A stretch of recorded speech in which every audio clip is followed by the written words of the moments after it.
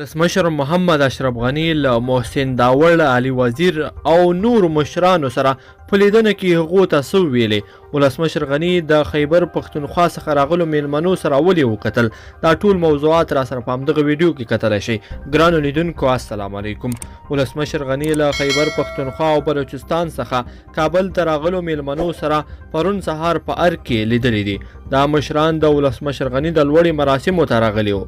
له ارګ څخه په خپره شوي راپور کې ویل شوي دي چې په پیل کې یادو مشرانو د ولسمشر غني د استقامت او شجاعت ستاینه وکړه. وی ویل چې سوله زموږ د ټولو ګډه هیله ده او ستاسې په مشرۍ په دې برخه کې کیدونکې هڅې د قدر وړ دي او افغانستان کې به د تلپاتې سولې او ثبات د تامین او پرمختګ لامل شي.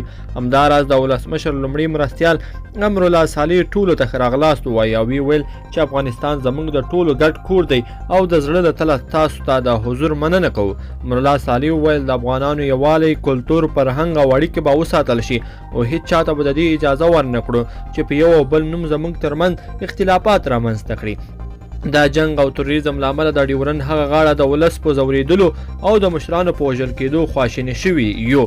ولسمشر غني په خپلو خبرو کې وویل چې زموږ او ستاسو برخلیک یو دی، باثباته د مقتدر دولت او پیاوړی اقتصاد لرونکی افغانستان د خیبر پښتونخوا او بلوچستان په امنیت مثبت اغیز لري.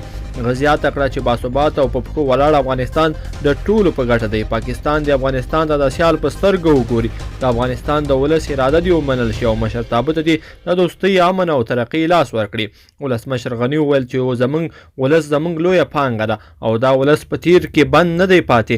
دوی په راتلونکي فکر او تمرکز کوي. د افغانانو غیږ پراخه ده. 2 کاله وړاندې مو چې اوربند وکړ او طالبان کلیو او ښارونو ته راغلل نو هیڅ چا ورسره ناسم چلند هم ونه کړ. ګرانو لیدونکو په دې هیله چې دغه ویډیو به مو راسره تر پایه پورې لیدلې وي. که همدغه ویډیو خوښه شوې ویډیو درسره لایک کړئ او زموږ هیواد پریس چینل هم سبسکرایب کړئ. تر بلې ویډیو پورې د لوی الله په امان.